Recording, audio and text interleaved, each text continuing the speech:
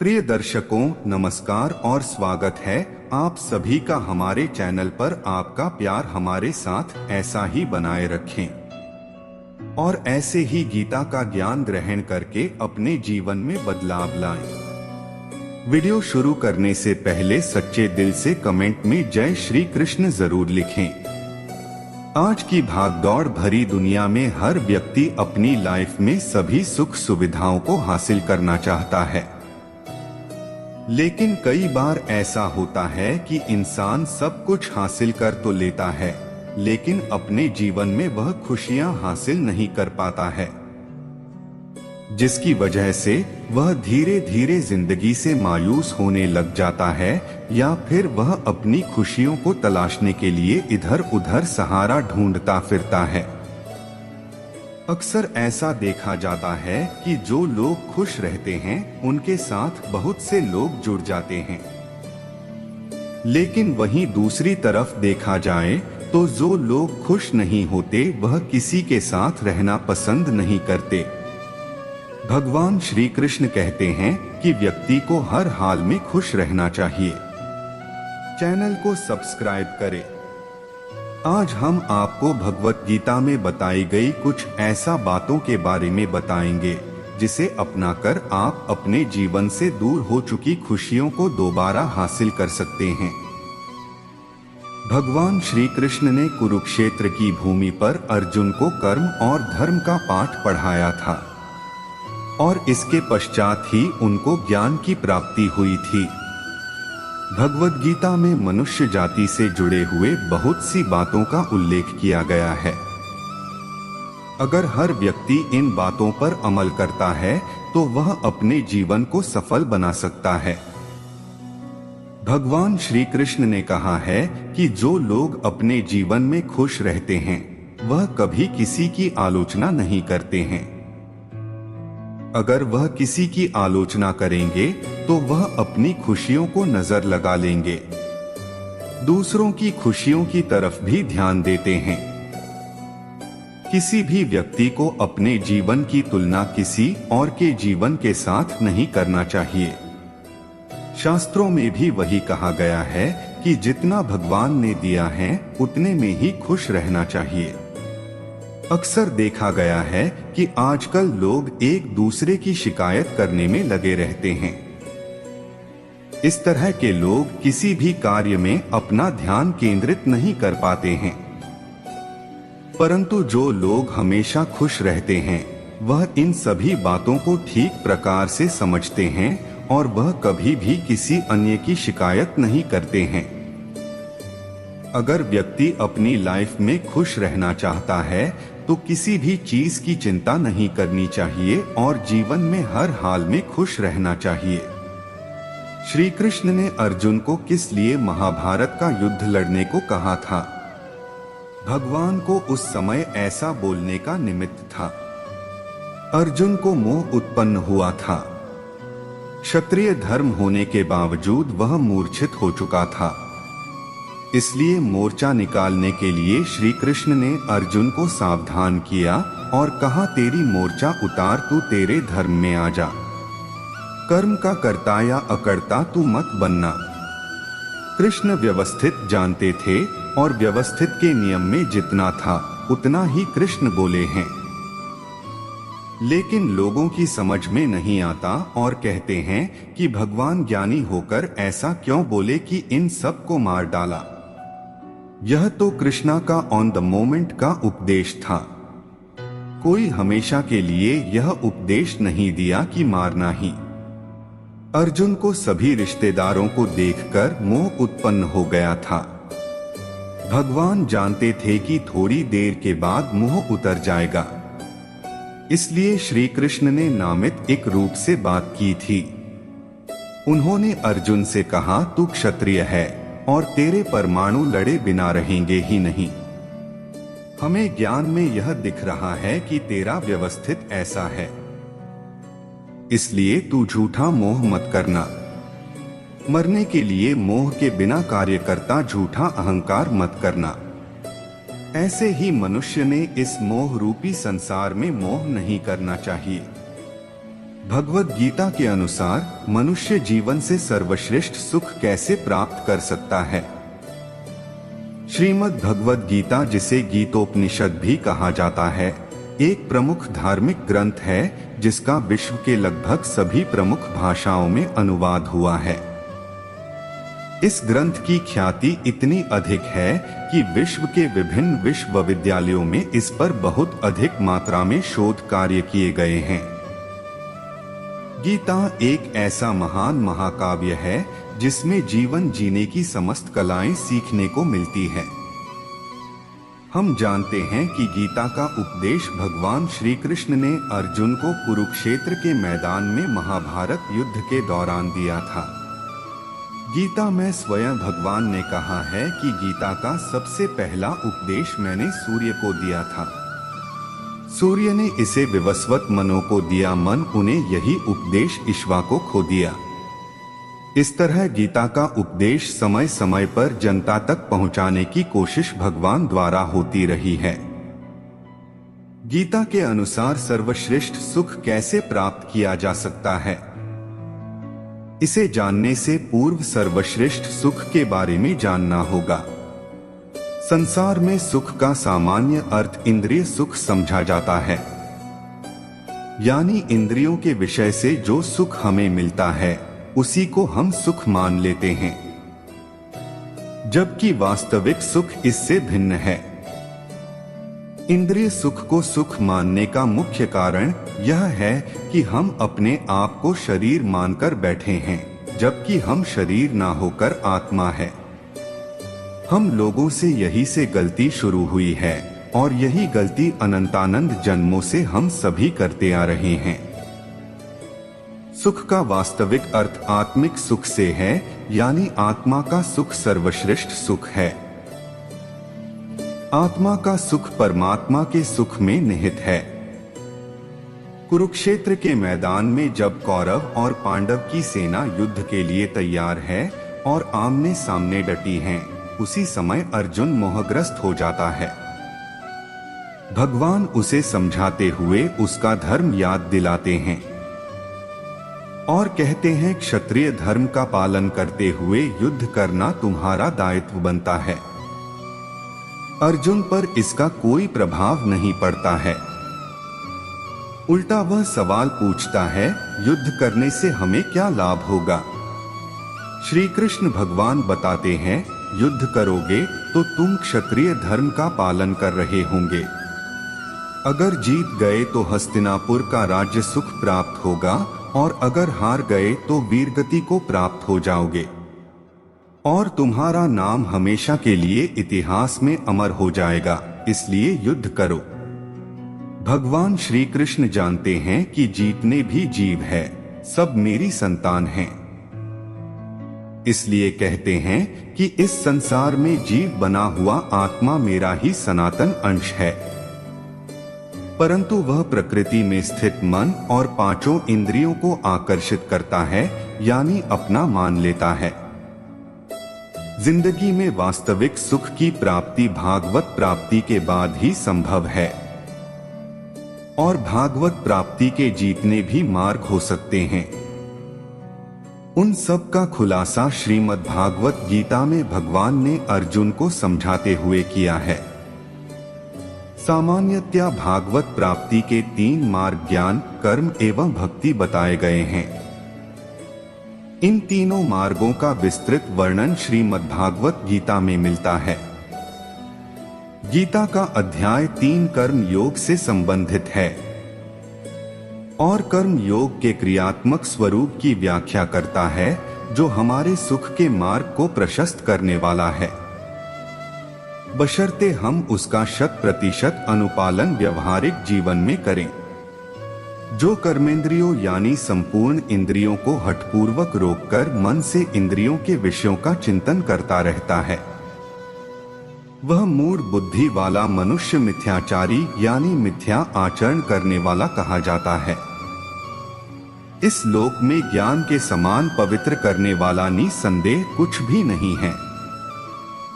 योग में संसिद्ध पुरुष स्वयं ही उसे उचित काल में आत्मा में प्राप्त करता है। अगले अध्याय में भगवान अर्जुन को दिव्य ज्ञान प्रदान करते हैं, अर्थात भागवत प्राप्ति के लिए आवश्यक शर्तें क्या क्या है, इसका खुलासा किया गया है। इस मनुष्य लोक में ज्ञान के समान पवित्र करने वाला निःसंदेह दूसरा कोई साधन नहीं है, जिसका योग भली भांति सिद्ध हो गया है। वह कर्मयोगी उस तत्व ज्ञान को अवश्य ही स्वयं अपने आप में पा लेता है। बाहर के विषयों में आसक्ति रहित वह आत्म सुख को प्राप्त होता है और ब्रह्मा योग में युक्त चित्र वाले उसको अक्षय यानी कभी क्षीण नहीं होने वाले सुख का अनुभव होता है। गीता का 6वां अध्याय ध्यान योग से संबंधित है, जिसमें अंशदान योग के अभ्यास का प्रयोजन बताया गया है। भगवान ने अर्जुन को कहा है कि अष्टांग योग के अभ्यास का मुख्य प्रयोजन मन को वश में करना है। जो अपने मन को वश में नहीं कर सकता, वह सतत अपने परम शत्रु के साथ निवास करता है और इस तरह उसका जीवन और लक्ष्य दोनों ही नष्ट हो जाते हैं। जब तक मन अभिजीत शत्रु बना रहता है, तब तक मनुष्य को काम, क्रोध, लोभ, मोह आदि की आज्ञा का पालन करना होता है, किंतु जिसका मन पर विजय प्राप्त हो जाता है, वह मनुष्य की इच्छा अनुसार उस भगवान की आज्ञा का पालन करता है, जो सबके हृदय में परमात्मा स्वरूप स्थित है।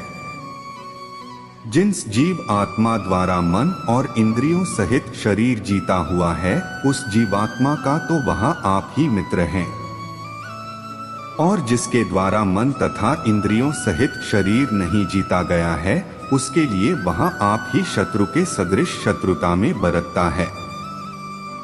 जिसने मन, इंद्री आदि के संगत रूप इस शरीर को अपने वश में कर लिया है और जो प्रशांत है, जिसका अंतःकरण सदा प्रसन्न रहता है, उस सन्यासी को भली प्रकार से सर्वत्र परमात्मा प्राप्त है, अर्थात साक्षात आत्मभाव से विद्यमान है, तथा वह सर्दी, गर्मी और सुख दुख में एवं मान और अपमान में यानी पूजा और तिरस्कार में भी सम हो जाता है।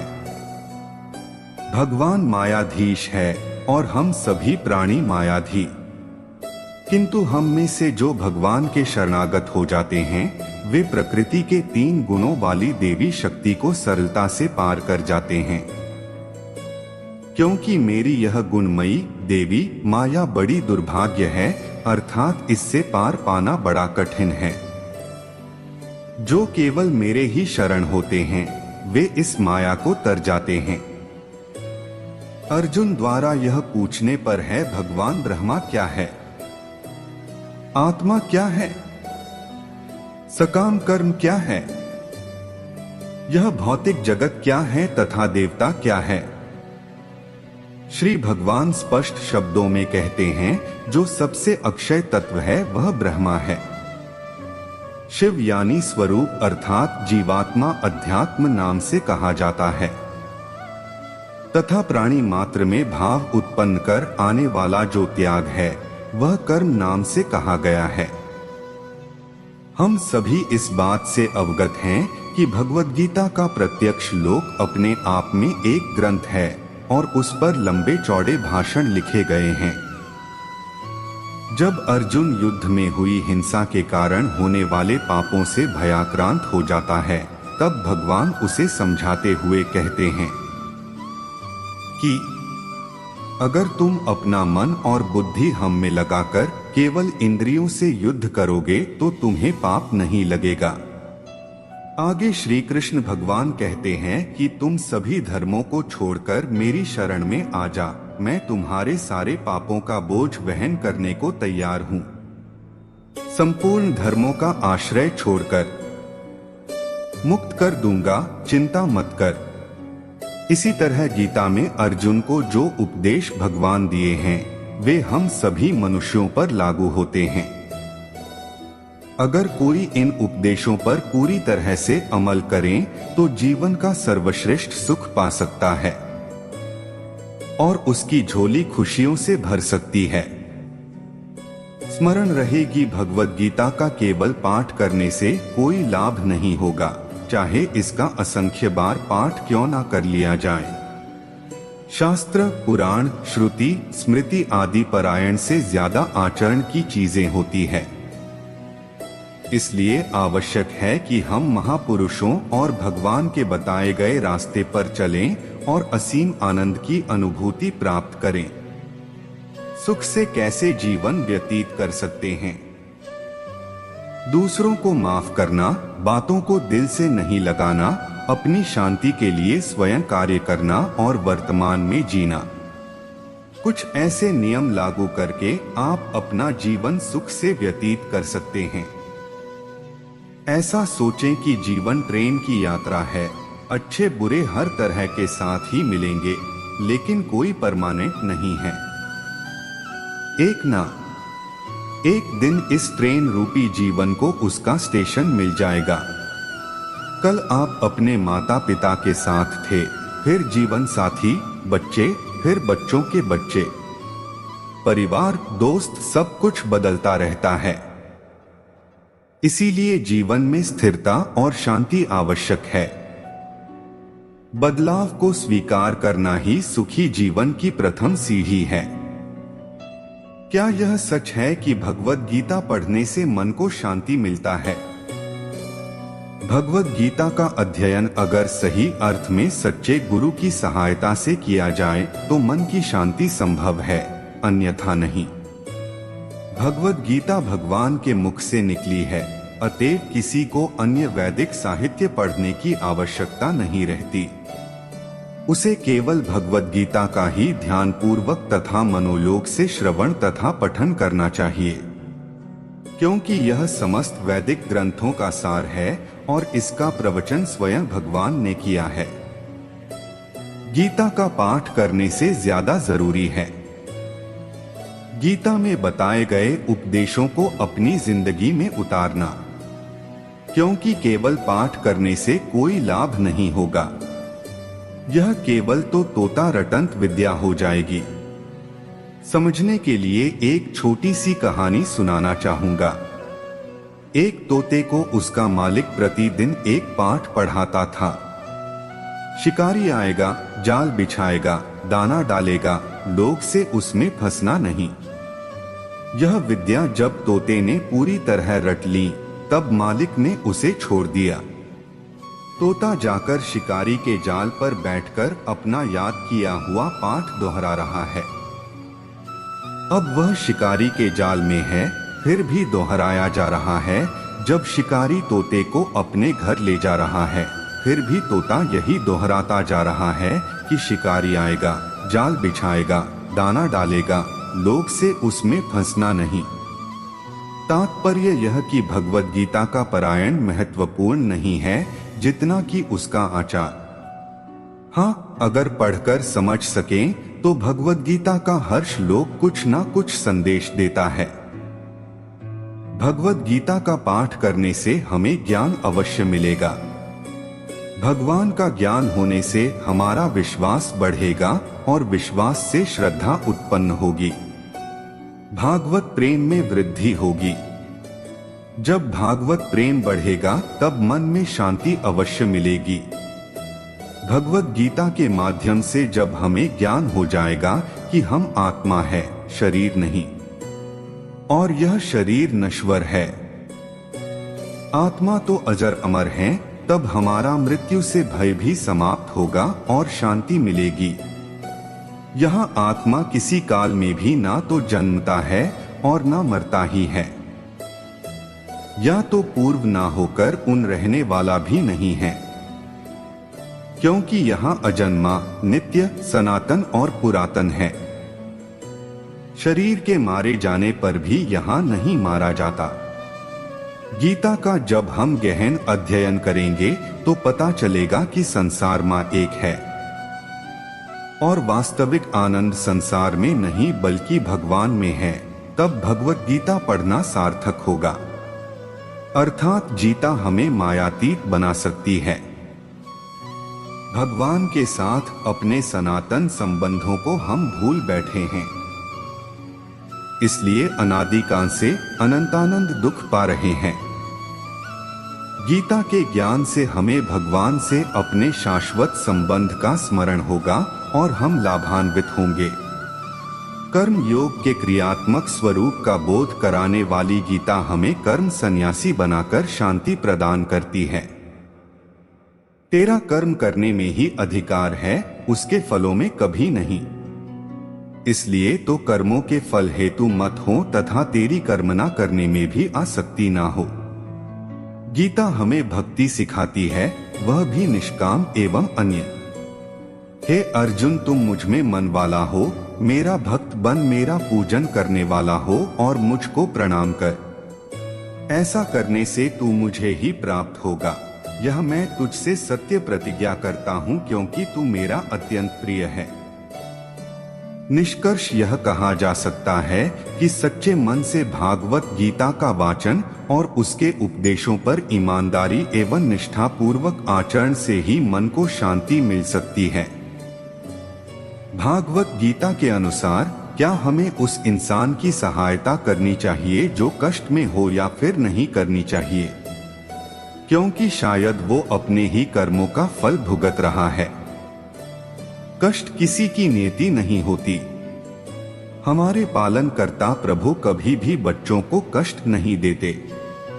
भगवद गीता भी यही कहती है कि जिसने खुद को मुझे समर्पित कर दिया, उसे दुख छू भी नहीं सकती। जब आपने अपने को संपूर्ण रूप से भगवान को समर्पित कर दिया हो, तो कोई कष्ट आपको परेशान नहीं कर सकते।